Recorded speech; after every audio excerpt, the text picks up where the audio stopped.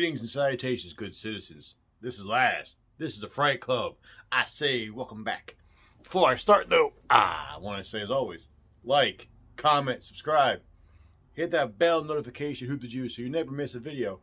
And also, we just started, Fright Club now has a Patreon page. So if you want to help, that's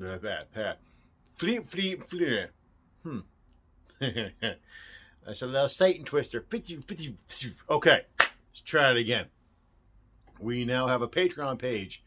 So if you want to help support the channel and also get some pretty dang dope perks as well, go on down. The link should be right here, down next to my mighty crotch, ladies. Hold on, easy, big fella, easy. Okay. So if you want to help us support the channel, help me improve it. Help me improve our channel so we can get it to be better, bigger, have better, production value. Actually have a production value as opposed to 3 cents and some Monopoly money. Other than that, so help support the channel, help us grow. If you want to suggest, not even suggest, if you want to request what kind of content I will cover or what kind of content you want to see, as long as it's horror related, there's a perk for that. There's a perk to get early access to videos. There's other perks too. I just can't remember. Those are the two that pop in my head. So either way, go check it out. Click the link. Go search.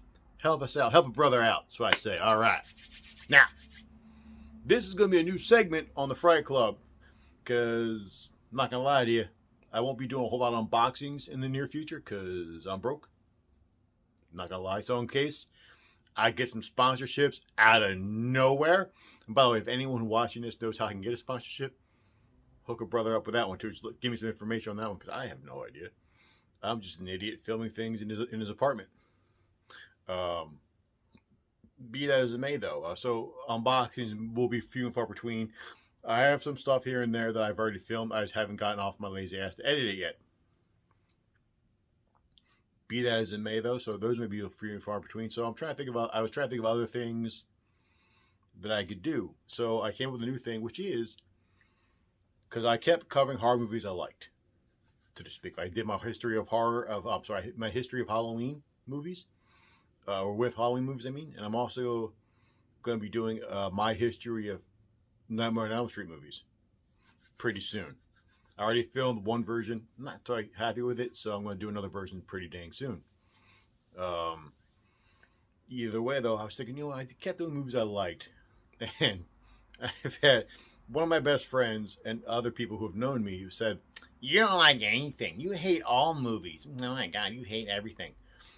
And one of them's going to kill me for that voice if she ever sees it.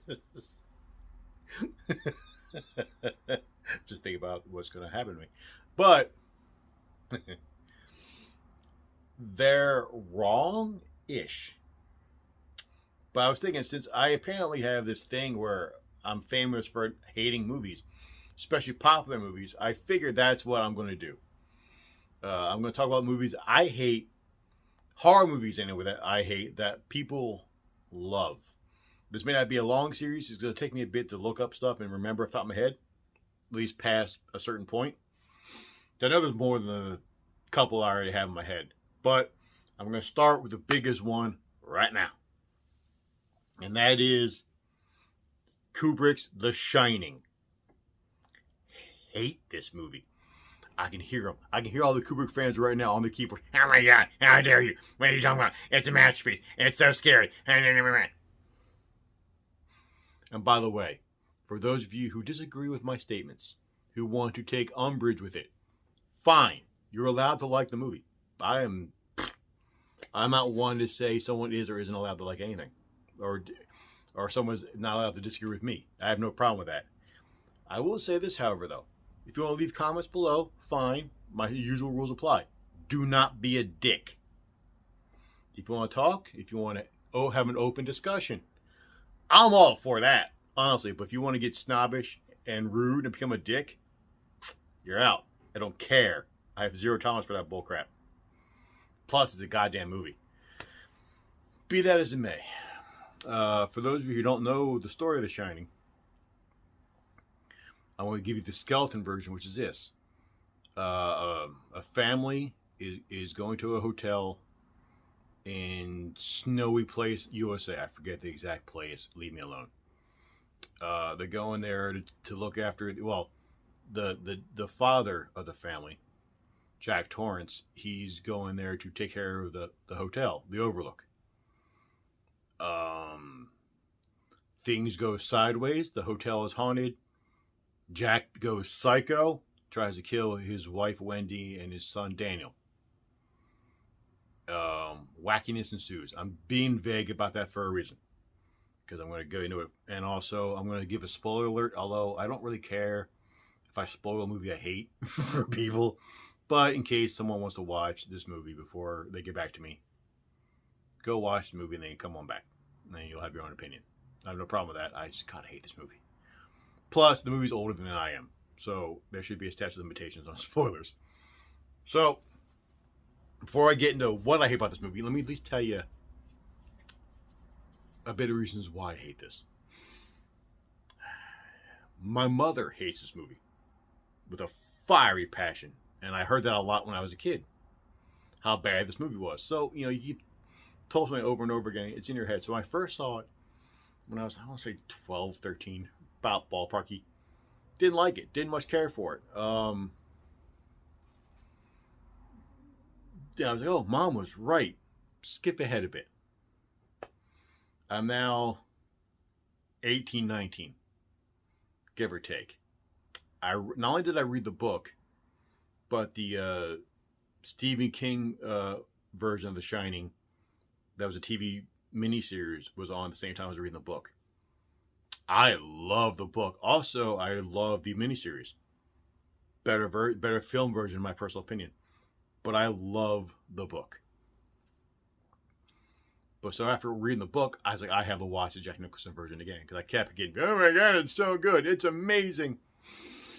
Watch it again. Now, the second time now I watched it, I had the book in my head. Not only just the book, but the TV version in my head. Hated it more the second time I watched it. This movie's terrible. It's not the book. Here's what it feels like. I know I jump around a bit, but this is what this movie feels like to me. It feels like Stanley Kubrick got the hardback of The Shining. Looked at the cover and went, okay, there's a crazy dude, there's a kid, the kid has psychic powers, there's ghosts, there's a hotel. Let's go make a movie. And then he specifically went and did so many things that are opposite from the book. On purpose. It had to be on purpose. He had to do it just to piss off Stephen King. Because Stephen King famously had a draft of the script of the movie. Whether it was good or not, I don't know. Because I believe Stephen King was off his alcoholism phase and going right into his drug phase. My timeline may be a little off there, but I shouldn't be by much. Either way, I don't know how good the script was. And Kubrick had every right to not like it, not use it, and do something else. That's fine, but it still feels like this one feels a little personal to me. Mainly because the book is so personal for Stephen King, who was getting off alcoholism, and he was, very belligerent towards his wife and his oldest son. He has stated this, so I'm not speaking out of turn for this one. So the book is very much about the battles of alcoholism. Because Jack Torrance, who starts off in an alright place, he's a recovering alcoholic. He accidentally broke his son Danny's arm. His wife Wendy said, "Oh, F that noise, motherfucker. We're at Danny." So she's about to leave his ass. She has this is you heard him again. We're done. But and Jack is a frustrated writer. He's trying to write something, and he figures, I'll go to the Overlook. I'll finish this out. It'd be great. And at the Overlook, the hotels just start screwing with them with ghosts.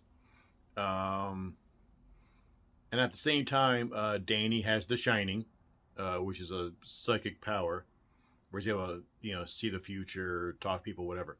But Danny has a imaginary friend Danny has an imaginary friend named Tony. Now, in the book and the TV miniseries, Tony is legit an imaginary friend, but he's someone who Danny sees as a older, not older, about late teens, maybe early 20s, young man. In the movie, for some freaking reason, Tony is a bug that crawled into Danny's mouth, and it lives in his finger and keeps going, "Red rum, red rum." What? And as we get in the characters, let's talk about the two main characters, the two main Torrances. Wendy Torrance in the book is this strong, not independent, but strong-willed woman. I mean, she gets scared and all that stuff, but she's strong, and she's a former cheerleader, so she's strong and she has confidence. Like she has a backbone, and doesn't. I mean, yeah, she freaks the hell out at times when her husband goes psycho, but she's not weak-willed. Let's get to the movie. In the movie, Wendy's played by Shelley Duvall, who honestly, I mean nothing, no disrespect towards Shelley Duvall. I don't. Very fine actress. She did what she had to do. She followed her director's orders, and her director's bullying, apparently. But Shelley Duvall, her performance is not what you would call strong and weak-willed. I mean, strong and confident. She is easily knocked over by a slight wind. She's all the entire movie. Like she has no, like there's no arc for her. It's just she starts scared, she ends scared.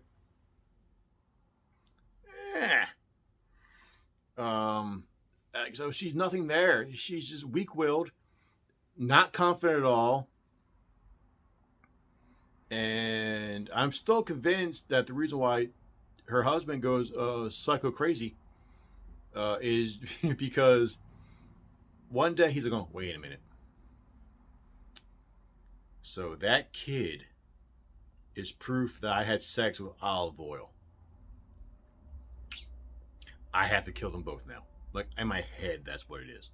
As I'm thinking about Crazy Nuts, so let's get to Jack Torrance. Now, in the book, Jack Torrance has a slow and steady decline to madness. Like, there's an arc. He starts off in a goodish place, gets basically possessed by the hotel, gets taken over. By the end, he redeems himself. Like, he has a redemption arc. But there's a slow decline into madness. In the movie, Jack starts insane. Jack Nicholson starts insane, ends insane. Like, there's no... It's Jack Nicholson. Like, there's no... He doesn't... Like, I love Jack as an actor, but especially in this movie, he doesn't start off normal. Like, he starts off... Like, you're in the car with the family, and you're like, he's going to kill them now. Just look at him. He's just driving going, I hate everybody. I hate you all. I'm going to kill every single one of you.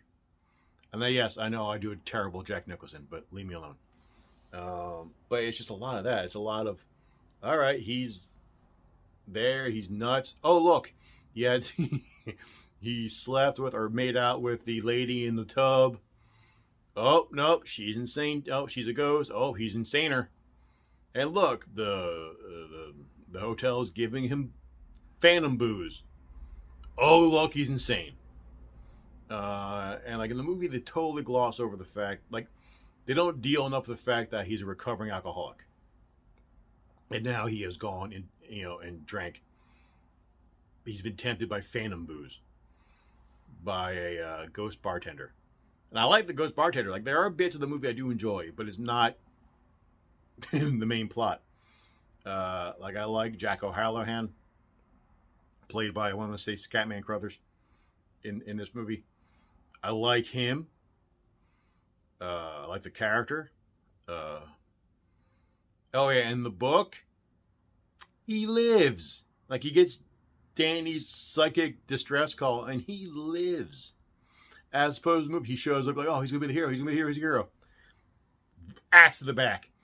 And I'm sure people are like, well, that was great because you thought that was going to happen. And, you know, Stanley Kubrick, he subverted your expectations. Which, by the way, that's a phrase I fucking hate. Every time I hear that, I think about Ryan Eggheaded Johnson saying it about Last Jedi. And I want to... Everyone who says that and doesn't, and says it in a way where it's a good thing, or you don't sound arrogant or whatever, because you sound arrogant. You don't think you do, but you do. Every single one of you should be dipped in the brown gravy and then locked in a room with a Wolverine high on angel dust. How's that? But this movie's all about that. This movie's like, oh, we're going, no, we're doing this. Like, instead of moving topiary that they had in the book and the TV movie, like, no, we're just going to have a giant hedge maze. Ooh, that's so scary.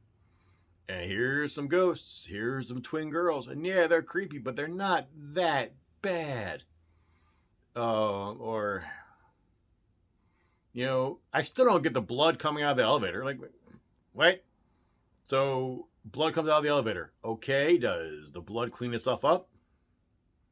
Because I would think someone would have noticed blood coming out of the elevator at least one point in this hotel's history. Does it happen when there's people there, or is it just when the Torrances are there? Like, is the hotel that much of a dick? Like, there's a scene with a dude, like a guy, and like, I forget which character it is, like which ghost character it is, but you see, I want to say the ghost of a hotel manager in a room with a dude in a bear costume, and it's clear there's something sexual going on there, and you're watching it going, eh? But that may have been in the book. I don't know. Some people are like, you read the book. I read the book when I was in college. Leave me the hell alone. Yeah, it's been a bit. When like some people, I don't remember every little detail from a book. I remember enough bits. Like, you know, the ending. Because the ending, to quote Stephen King, the ending of the book ends in fire. In the movie, it seems to deliberately end in ice. Again, let's do the opposite. Like in the book, Torrance redeems himself, and the whole thing they kept setting up that he needed to go down and basically release the pressure on the boiler room, so that the temperature would go down, would go in controllable levels, and he had to keep doing it once every, I don't know, I'll say a week or a couple of days.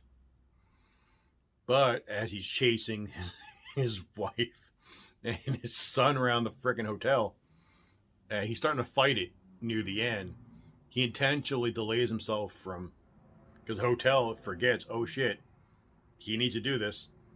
And at the end, he goes down and he's fighting it, and then he decides to let it go and lets his family escape so that the hotel will blow up with him in it. And that's a redemption arc. In the movie, nah. Let's just chase my wife and my son through the hedge maze in the dead of winter. Just gonna keep chasing them, and oh, I'm frozen solid. And somehow the kids, my wife and kid are fine. Cause he's just, and they're just, yeah, I'm good, and then finally get teleported out or whatever. I don't know. Because I'm just like, what? Like, I checked out a movie the moment when they said Tony was a freaking bug in his finger. I remember watching it going, what? The hell did you get that from? And I was done. I said, deuces, pals. But here's the thing. If you like the movie, you like the movie. You know, that's fine. I have no problem with that. Cool. We're cool in the gang. But if you can't take the fact that I know people are like, well, it doesn't have to be just like the book. I say, listen, Cletus, apparently you're a Cletus now, but frankly, I should have done this. Well, actually, it doesn't have to be just like the book. It's an adaptation, so the director can use his own thoughts. Really?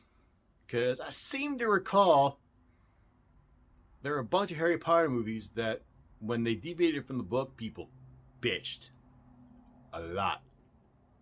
Trust me, I dated one of them.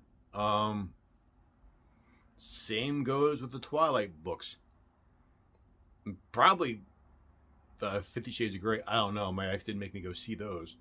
She hated me enough to make me go see the Twilight movies. So, and I know whenever they deviate from books, people get bitchy. And I seem to recall Carrie. Yeah, it left some stuff out, but the story itself is pretty damn close from movie to book. Yeah, they changed a few things at the end, but not the heart of the story. Like, nothing that didn't make sense. Like, I still think the way Carrie's mom dies in the book, dies in the movie, is way better than she does in the book. And I talk about the original Carrie, by the way, not the craptastic remake where Carrie's hot and somehow she's an outsider. Yeah, the TV movie is bad too, but because they have a happy ending, which, what? But the original, that's perfect. And also,